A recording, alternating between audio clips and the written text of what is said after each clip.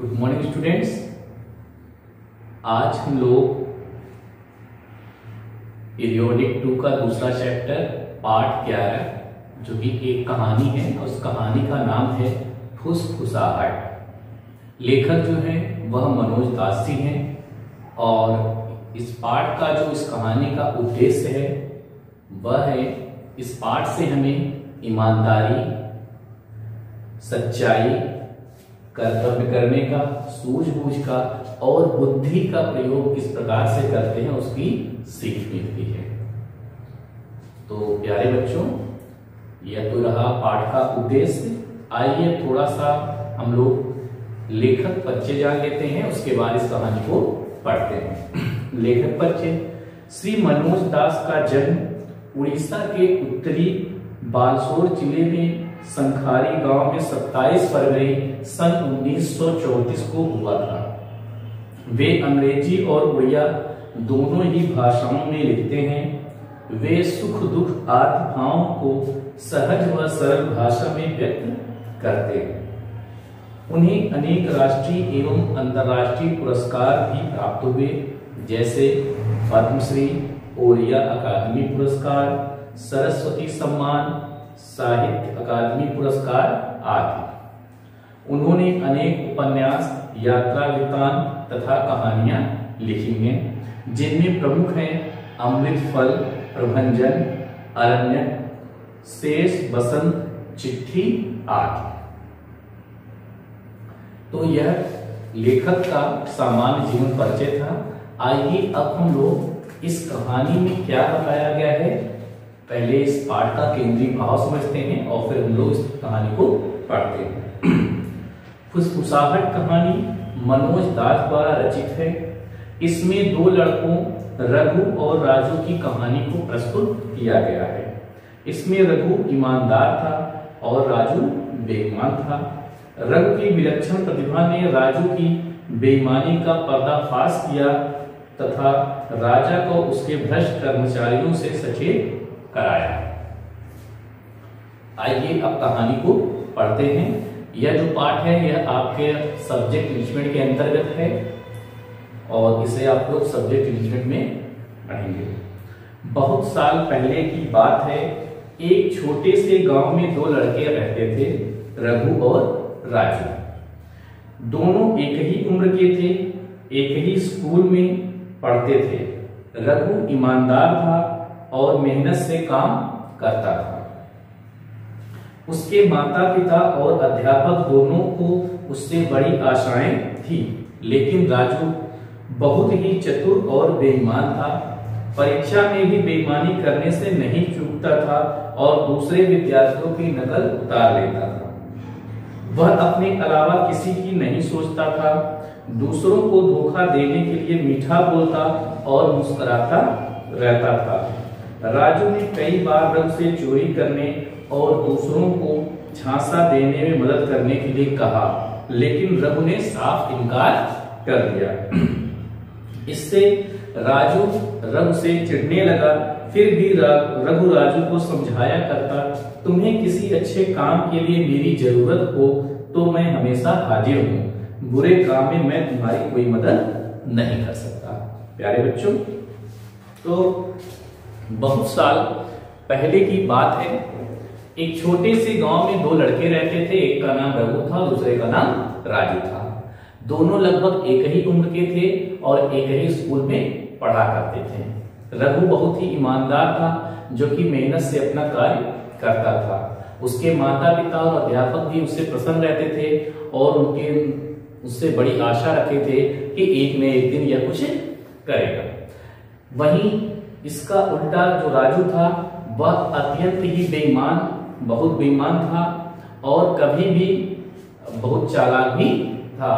परीक्षा में भी वह बेईमानी करने से नहीं चूकता था और दूसरे विद्यार्थियों की नकल उतार लेता था। वह अपने अलावा किसी के बारे में नहीं सोचता था, यानी वह बहुत ज्यादा स्वार्थी था। दूसरों को धोखा देने के लिए वह मीठा बोलता था और मुस्कुराता रहता था।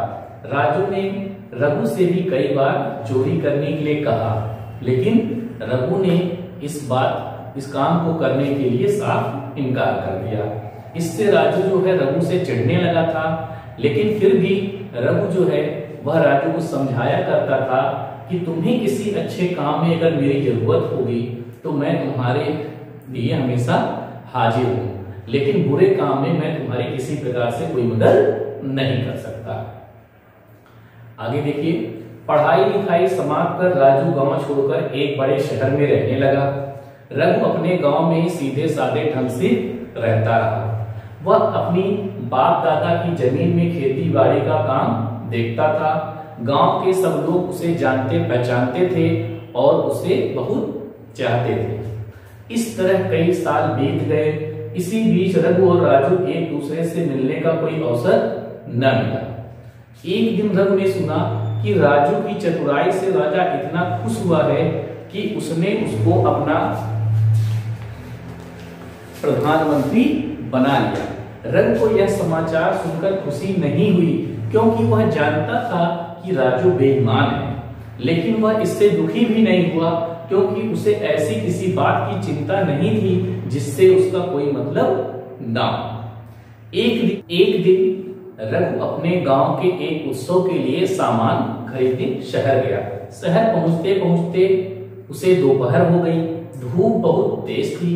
रघु को सख्त प्यास लगी थी। पास ही एक महल जैसी इमारत देखी तो वह उसके अंदर घुसा। उसने वहां के किसी नौकर से पानी मांगा, तभी भवन का मालिक वहां आ गया। रघु को देखकर वह आश्चर्य से बोला, रघु तुम यहाँ कैसे? वह राजू था। रघु राजू को पहचान न सका। उसने बहुत ही शानदार पोशाक पहन रखी थी। जब वह चलता तो बढ़िया रेशम उसके तन पर लहराती। सोने के हार, हीरे की अंगूठियां, सूरज की रोशनी में चमचम चमकती सुनहरी सफेद पगड़ी के बीचों बीच एक झिलमिलाता पुखराज उसके सिर की शोभा बढ़ा रहा था। इसके अलावा राजू इतना मोटा हो गया था कि छोटे मोटे हाथी जैसा लग रहा था, क्योंकि अब जो राजू था वह वहां शहर में आके प्रधानमंत्री बन जाता है और वहां पे बेईमानी करके किसी न किसी तरह से वह धनी व्यक्ति बन जाता है। तो इस प्रकार से उसकी पूरी वेशभूषा बदल जाती है, जिससे कि रघु उसे पहचान नहीं पाता है। अब आगे देखिए क्या होता है। रघु ने राजू को नमस्कार किया। राजू ने उसका कोई उत्तर नहीं दिया, बल्कि उस पर तरस खाते हुए कहा, रघु तुम कैसे दरिद्र दिखाई दे रहे हो और तुमने कितने गंदे कपड़े पहने हैं। लगता है कि तुम सारा रास्ता पैदल चलकर आए हो। सुना है तुम्हारे पास घोड़ा तो क्या एक खच्चर भी नहीं है। अब जरा मेरी ओर देखो, मैं बिल्कुल राजा जैसा लग रहा हूं ना। जरा मेरे कपड़े भी देखो, एक नजर मेरे महल पर भी डालो। देवता भी मुझसे ईर्ष्या करते हैं और आज मैं जो कुछ बना हूं वह सब अपनी खूबियों की वजह से ही तो बना हूं। तुम तो रहे बुद्धू के बुद्धू, एक खच्चर तक न ले सके। यदि तुमने मेरी बात मानी होती तो आज मेरी तरह राजा बन जाते। तो अब उसे पैसे का इतना ज्यादा घमंड हो गया था कि वह एकदम से उसकी बेइज्जती करने लगता है रघु की, कि तुम किस प्रकार से दरिद्र हो, भला बुरा कहता है। तो अब देखिए रघु ने क्या उत्तर दिया।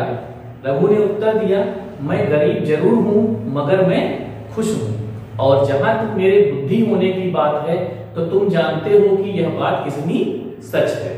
अगर मैं चाहता तो तुम्हारे ही जैसा धनवान बन सकता था, मगर मैं तुम्हारे जैसे गलत रास्तों का इस्तेमाल जीते जी कभी नहीं कर सकता। पैसे के लिए बेईमानी नहीं कर सकता।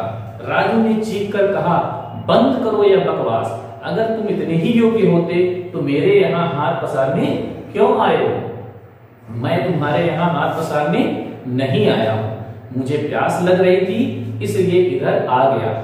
मुझे मालूम ही नहीं था कि यह तुम्हारा घर है, वरना कभी ना आता। रघु ने जवाब दिया, पानी तुम्हारे लिए इस घर में एक बूंद भी नहीं है, निकल जाओ यहां से। राजू ने गुस्से से कांपते हुए कहा। तो वह बताया कि मुझे नहीं पता था कि आप तुम्हारा घर है, वरना मैं कभी भी नहीं आता। इस बात को सुनकर लगता है कि पानी मांगे, मेरे घर में तुम्हारे लिए बूंद भी नहीं है। अच्छी बात है भाई, जानता हूं, रघु ने शांत भाव से उत्तर देते हुए कहा और वापस मुड़ गया। मगर राजू के पेट गुस्से से ही न भरा। उसने अपने नौकरों से कहा कि वे रघु को उठाकर बाहर सड़क पर पटक दे। इस पर रघु को भी क्रोध आया। वह बोला, राजू, मैंने तुम्हारा कुछ नहीं बिगाड़ा है। अगर तुम बिना किसी कारण के मेरा अपमान करोगे तो नतीजा बुरा होगा। प्यारे बच्चों, तो इस प्रकार से दोनों में बातचीत होती है।